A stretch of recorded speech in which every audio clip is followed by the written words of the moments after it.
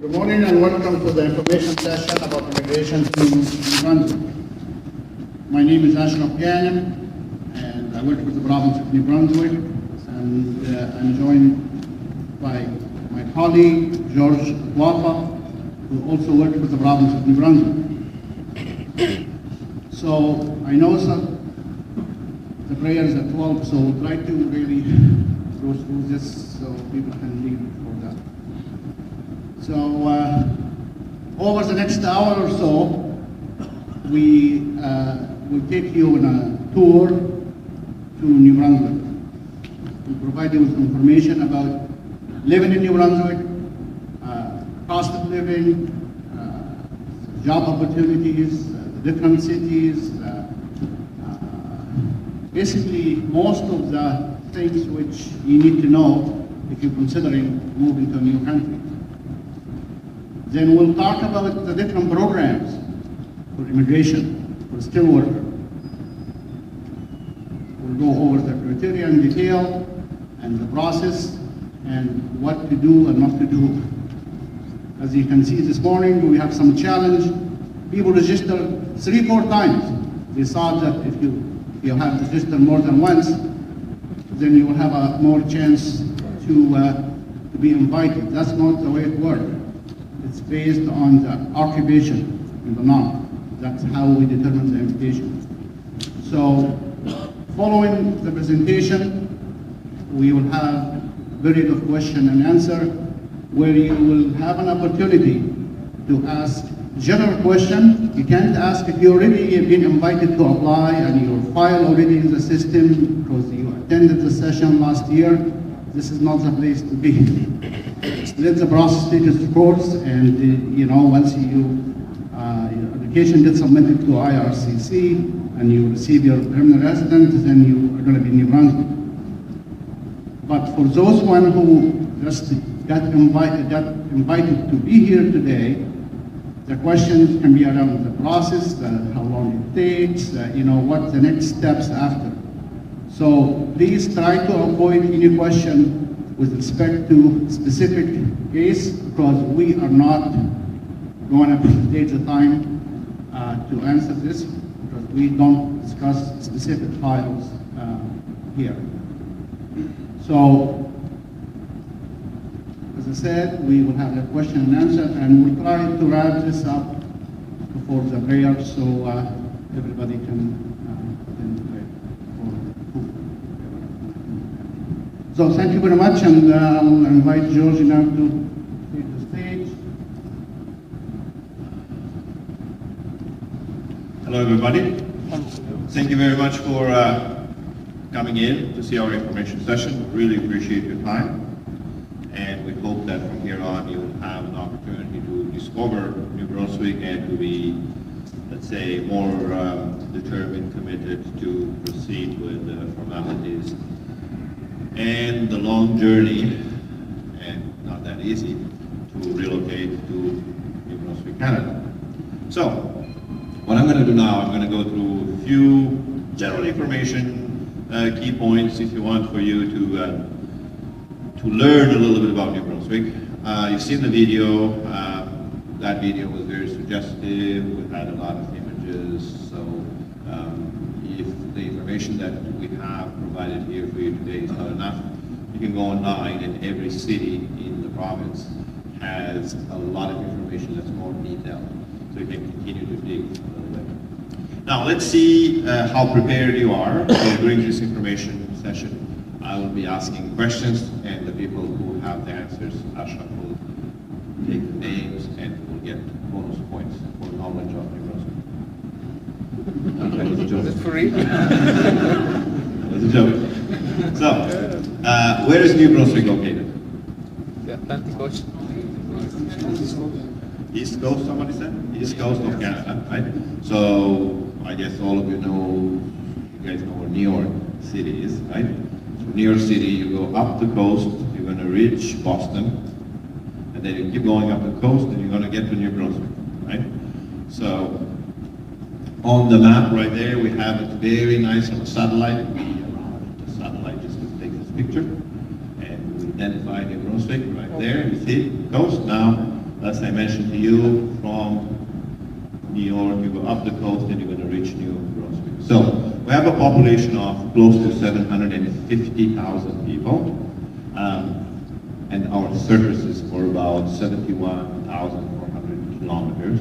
That makes the concentration of people per square kilometer to be 10 and a bit, 10 people and a half in every square kilometer. Think about it. I do not dare to ask what would be the concentration in Cairo. Not there. It's 4,000 people per kilometer. Not there. So, in New Brunswick, we have, when people talk about distances, they will not tell you in kilometers. So most of us, we have no idea what the distance is between, let's say, Fredericton and Montreal. But I can tell you that if I drive, I will get from Fredericton to Montreal in 8 hours. And the traffic, it's not like here. Trust me. Maybe when you get to Montreal, the last 15 minutes there, so it's going to be like you leave from Fredericton, you drive, and then you arrive in Montreal, and if you have an address inside Montreal, and you hit traffic, then you feel like home, you feel like here. So our distances again, from Fredericton, if I will be to go to Boston, it's about 7 hours drive.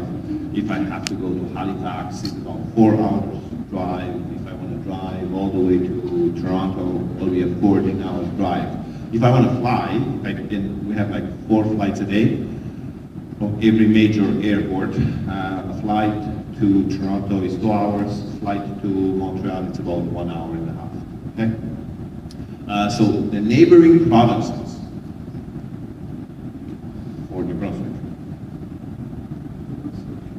Nova Scotia, yes? Prince Edward Island. Prince Edward Island is connected to us via a bridge. So we have a bridge that connects. It's a very nice bridge. We're going to go over. Just make sure you have a high car, not a small one, because they have like a rail. So if you have like an SUV or a higher van, you can see over the fence. So say, yeah. What else? Quebec. Quebec, province of Quebec. Anything else? Nova Scotia. Nova Scotia, we said that. We said Nova Scotia, we said Quebec, we said Prince Edward Island. What else? To the United States state of Maine. We did not build the wall yet. But we are thinking about it, and we're going to make them pay for it. So, we are part of Canada, one of the, do you guys, anybody here knows how many provinces Canada has? Provinces. 10 provinces and 3 territories. Good, so we are one of the Canadian provinces, and we are the only one that's officially bilingual. The 2 official languages for Canada would be English and French. English and French, yes. We don't have huge cities, big cities like Toronto, Montreal, Cairo, kind of a size, if you want. We have a medium, and like our biggest city is Moncton, and has like 150,000 people, right? So between Fredericton and St. John, 100, 120, and 150, so to say. So it's always good when somebody else gives you the thumbs up and they recognize that you are, you're good. In this case, Money Sense magazine ranked Fredericton and Moncton the top 100 places to live. And KPMG, which is a major consulting company, in their alternative reports listed Moncton and Fredericton as number 2 and 3 most competitive places for business. So if any of you down the road thinks that, maybe you should start a business, it's not too bad to consider the fact that you will be in a province where 2 of their cities have a very good competitive advantage. Now, we talked about official languages, English and French. So does this mean that everybody in New Brunswick speaks English and French? No, right? So you don't have to be afraid that if you do not speak French, for example, you would be not feeling part of the province, right? What does this mean when we say officially bilingual? Sorry? speaks with who? Not everybody in the city, right? Who would be speaking the two languages? Government, right? So you think about services, right? What services? Give me some examples. Schools, yeah, hospitals, or education system, healthcare. Which one? Transportation on the highway. If you go to the government and you ask for a form to complete an application for driving license or tax or whatever, then you have the right to receive service in either language or French. As far as the education system goes and the healthcare system goes, of course, we do have services in the two languages. We have a French language hospital, we have French language clinics around the province. Same with the schools, almost everywhere in the province. We have to be realistic that not in every corner of the province, every village, will have two schools. But within a reasonable distance, there will be access to education systems. How many of you here speak French? Hands up.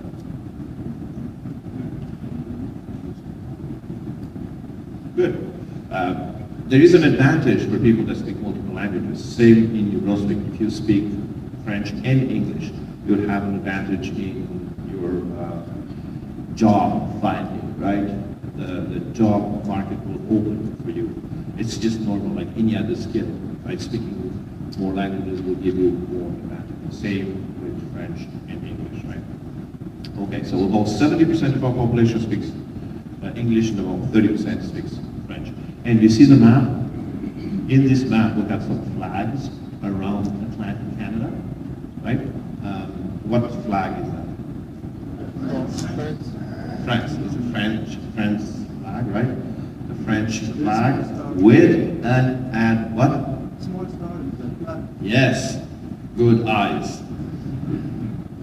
In the top left corner, you see a star, a yellow star. It's a star of hope. And this represents the flag for Acadian community. So this is the Acadian flag. This is your homework. Okay, you're going to go home, or even on your way home, while you're driving, you can do a little bit of Google research. You can put the car on automatic pilot, and you can do some research. Acadian history, Acadian culture in New Brunswick is very important, and that should give you a little bit of information about the New Brunswick community and our, let's say, cohabitation between the Francophone and Anglophone history. So, in New Brunswick, we have, as you know, access to what ocean? Atlantic. Atlantic Ocean. Good job. You're doing very good right here. We have somebody that sits like just like in school. You sit in the front row. Yeah. And all the time. So we also have, from the video you've seen, that we have the highest tides in the world. So this family here, they'll be walking on the bottom of the ocean in a few hours. The water will be very, very high. Mountains will have the Appalachian chain. It's an old mountain chain. It's not high anymore just because it got, old and shrinks. So I think the highest peak is 846 meters. The classical Canadian landscape with rivers and trees and lakes, right? People go and fish and hunt and go canoeing and just what you see in the documentaries, we got that. But we also have agriculture. Our agriculture is mixed. Anybody here knows what company is the biggest manufacturer in the world for French fries? Yes, who said that? Nice, good job. It's a company that started in New Brunswick in a small village called Florenceville. Now they have plants around the world in, I think, almost every country. And if you have French fries in McDonald's or KFC, chances are they have been manufactured by McCain's. They still a privately held company. They still have a lot of plants and operations in New Brunswick.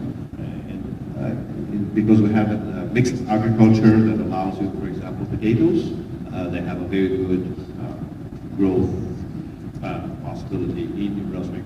And hence they started in New Brunswick with having the raw material right there. The three main urban centers, we'll go through a little bit of information about each one of them. St. John has a population of close to 130,000 people. It's located on the Bay of Fundy, right here on the south part of the province, where it's their name.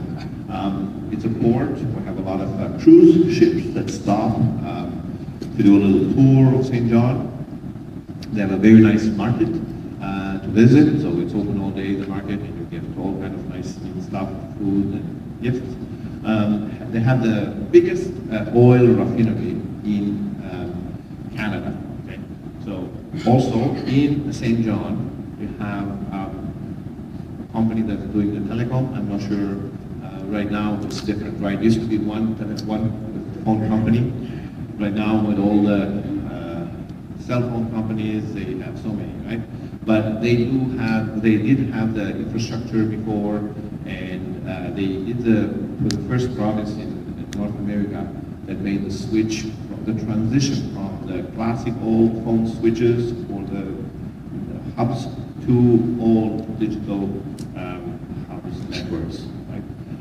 And because the big telco company was in St. John, they had smaller companies that provided support, like consulting services, etc. in St. John.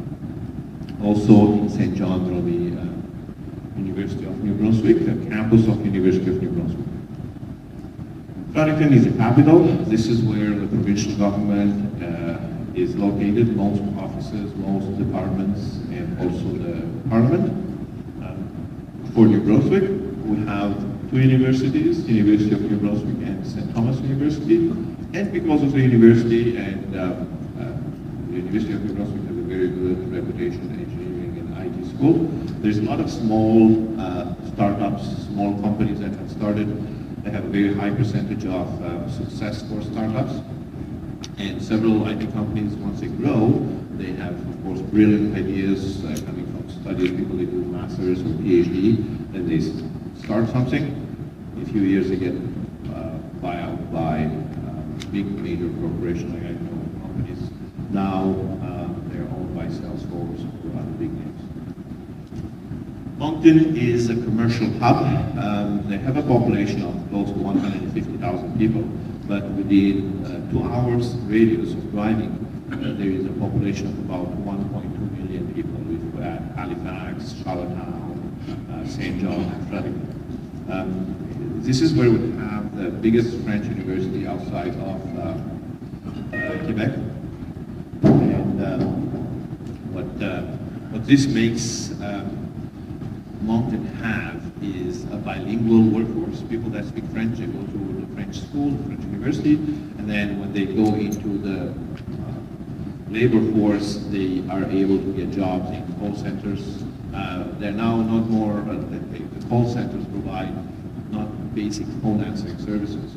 They provide IT services, financial support, or insurance. So the people that work in call centers, they do have a level of, let's say, education and knowledge that is a little bit superior than what we used to know in the past and expect someone in a call center would do. So it's a very good center, very dynamic community. Within half an hour from downtown Moncton, you can be swimming in the ocean. So it's very nice. This is a map for New Brunswick, and in Canada, I think majority of the population, Canadian population, is located on the south part of the border with the United States. For New Brunswick would be the same. If you look at the south part of the province, you have St. John, Moncton, and Fredericton. Those will be our three main urban centers. And if you go around the province, you have Miramichi, you have Bathurst, you have Hamilton, and Edmundston. This would be Quebec right there. This would be United States. This would be Woodstock. And from here on, there's a highway in the U.S. going south all the way to Florida. And I will tell you why this makes sense when we talk about Woodstock and what Woodstock has to offer. So you see most of the population is here. Now, what do you see here? Anything? Any communities? Any? Not many, right? Lots of trees. Okay. Okay.